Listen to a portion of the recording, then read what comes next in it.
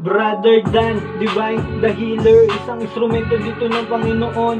Kahit na anong sakit, huwag magatubili na lumapit. Kayang-kaya ka pagalingin, mas mabisa ang gamutan. Mabilis lang gagaling kapag malakas ang pananampalataya. Tiyong paniniwala sa Diyos, oo yan ang ating unang isa puso. Walang imposible pag sa Kanya nagtiwala.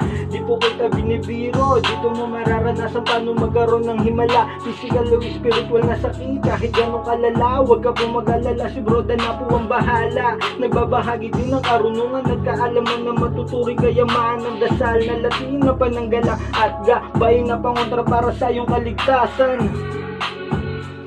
Po sa inyo lahat mga kapatid, narito po mula ng inyong lingkod, Brother Dan, upang mag-visit nyo ng Munting Kalaman patungkol sa tikal po sa aswang upang mamatay. Narito po.